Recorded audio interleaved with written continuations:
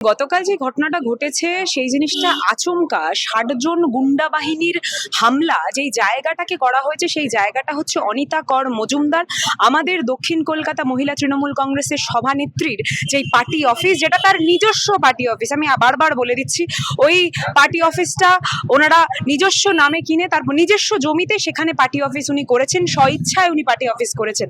আমার সত্যি জানা নেই যে কিভাবে আমি স্বইচ্ছায় যদি কোনো একটা জায়গা তৃণমূল কংগ্রেসের নামে চালনা করতে চাই, সেই জায়গাটা কিভাবে বিজেপির গুন্ডা বদমাশরা এসে তারপরে হামলা করে সেই জায়গা দখল করার চেষ্টা করতে পারে। শুধুমাত্র এই অবধি গোটা বিষয়টা সীমাবদ্ধ থাকেনি। আমি একটু স্পষ্ট করে দিতে চাই যে অনিতাদির বয়স কিন্তু ৬০ ঊর্ধ্ব। সেই অনিতাদিকে কেন্দ্র করে যেইভাবে বিজেপির গুন্ডারা তাকে হেনস্থা করেছে, তার হাতে যে সোনার বালাটা ছিল সেটা ছিনতাই করে নিয়ে গেছে, তাকে মারা হয়েছে। এবং শুধুমাত্র তাই নয়, সেই অবধি সীমাবদ্ধ রাখেনি তারা, সেখানের যিনি অত্যন্ত বর্ষিয়ান নেতৃত্ব অর্থাৎ সেই ওয়ার্ডের যিনি সভাপতি, ওনাকেও ফেলে মেরেছে তার হাঁটুর বয়সী ছেলেরা। উনি বারবার কাঁদতে কাঁদতে গতকাল আমাকে একটা কথাই বলছিল, খারাপ লাগছে এই জিনিসটা যে গত ৩৪ বছরে হয়নি, তারপরে ১৫ বছরে কোনোদিন কারোর এই সাহস হয়নি যে এই বিজেপির গুন্ডা বদমাশ অশিক্ষিত দালালরা যে জিনিসটা করছে, যে আমার হাঁটুর বয়সী ছেলেদেরকে দিয়ে আমার বুকে লাথি মারাচ্ছে, এই জিনিসটা কোনোদিন হবে ভাবতে পারিনি। এই অবধিও সীমাবদ্ধ থাকিনি। সেখানে উপস্থিত একজন ক্যান্সার পেশেন্ট, তার দোষটা একটাই যে সে তৃণমূল কংগ্রেসের একনিষ্ঠ কর্মী, মমতা অন্তপ্রাণ, এক যোদ্ধা, এক সৈনিক। তাকে বাইক থেকে ফেলে তার মুখে মাস্ক পরা, তাকে বলা হচ্ছে মুখ লুকিয়ে তুই ঘুরছিস, সে বারবার বলছে আমার কেমো চলছে, আমি ক্যান্সারের পেশেন্ট, আমাকে ছেড়ে দাও।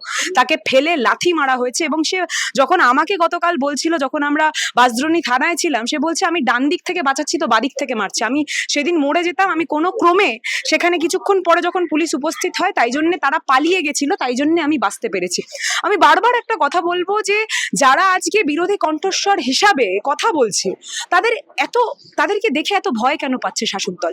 কেন তাদের কণ্ঠস্বর বারবার রোধ করার চেষ্টা হচ্ছে? আজকে সেই অনিতা কর মজুমদারকে আমি স্যালিউট জানাই যে ওই ৬০ ঊর্ধ্ব মহিলা সেই সময় পার্টি অফিসটা ছেড়ে পালিয়ে যেতে পারতেন, কিন্তু উনি পালাননি, উনি বুক চিতিয়ে লড়াই করে গেছেন। উনি বলেছেন আমি মমতা বন্দ্যোপাধ্যায়ের সৈনিক, যা করবি করে নে, আমি এই পার্টি অফিস ছেড়ে যাব না। এবং এই সাহসটা শুধুমাত্র অনিতাদির নয়, এই সাহসটা অনিতাদি আমাদের সকলের মধ্যে যেইভাবে সেই সাহসের বীজটা পুঁতে দিয়ে আমাদের আগামীর লড়াইটা করতে আরো একটা সুন্দর পথ দেখিয়েছে। এই লড়াইয়ের পথে কিন্তু ছাত্র, যুব, আইটি, মাদার, মহিলা সকলে আছে। আমি একবার একটা কথা বলতে চাই যে বাংলার বুকে দাঁড়িয়ে যেইভাবে বিরোধী কণ্ঠস্বর রোধ করা হচ্ছে, যেইভাবে শাসকে বসে স্বয়ং শুভেন্দু অধিকারী এই কথা বলছেন যে মমতা বন্দ্যোপাধ্যায় না হয় শুধুমাত্র ফেসবুকে থাকুন, তাকে আমরা মাঠে ময়দানে যাতে না নামতে হয় সেই ব্যবস্থা করে দেবো, উনি সেখানে বসে মমতা বন্দ্যোপাধ্যায়কে থ্রেট দিচ্ছেন। আরে মমতা ব্যানার্জিকে এতটাই উনি ভয় পান যে মমতা বন্দ্যোপাধ্যায় যদি পথে নামেন তাহলে তার গদি নড়ে যেতে পারে, এটা উনি জানেন। আপনি জানেন যে যখন বারুইপুরের ঘটনা হয়, যখন সেটাকে কেন্দ্র করে মমতা বন্দ্যোপাধ্যায় পথে নামার চেষ্টা করে, ঠিক সেই সময় এই গোটা রাস্তা কিভাবে পুলিশ দিয়ে ঘিরে দেওয়া হয়েছিল, কিভাবে যাতে উনি বেরাতে না পারে সেই জিনিসটার চেষ্টা করা হয়েছিল, এই জিনিসটা আপনারা জানেন। আমি সেখান থেকে বলতে চাই যে যারা এই চক্রান্ত করছে, আরে মমতা বন্দ্যোপাধ্যায় এক সাহসের নাম, মমতা বন্দ্যোপাধ্যায় আমাদের হৃদয়ে থাকে, মমতা বন্দ্যোপাধ্যায় আমাদের চোখে উপস্থিত সেই জ্বলন্ত আগুনের নাম, সেই আগুনটা কিভাবে ভস্মীভূত করবেন, সেই আগুনটা কিভাবে নেভাবেন। আমরা কিন্তু এই লড়াইটা এইভাবে করে যাব। আর অনিতাদির উপর এটা প্রথম আক্রমণ নয়, ৪ তারিখের পরে ৯ থেকে ১০ তারিখের মধ্যে এরকম সমান আক্রমণ তার বাড়িতে ঢুকে নোংরা হুলিগানসরা করেছিল, সমান জিনিস আবার রিপিট হচ্ছে।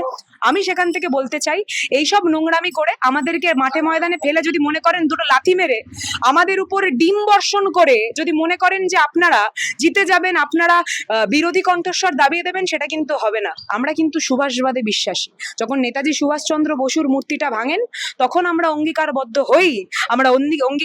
হয়েছি যে সেই সোকল্ড যে মহারাজের মাথায় মুকুট পরিয়ে আপনারা সেখানে বসিয়ে রেখেছেন, সেই মহারাজের মুকুট কিন্তু এই বাঙালি জাত, এই প্রত্যেকটা সুভাষবাদ যারা নিজেদের হৃদয়তে নিয়ে তার পরবর্তীতে বাঁচছে, তারা কিন্তু সকলে সেই মুকুটটা ওই নেতাজি সুভাষচন্দ্র বসুর ভাঙা মূর্তির পায়ের তলায় নিয়ে যাবে। সেটা শুধুমাত্র সময়ের অপেক্ষা। জয় হিন্দ, জয় বাংলা।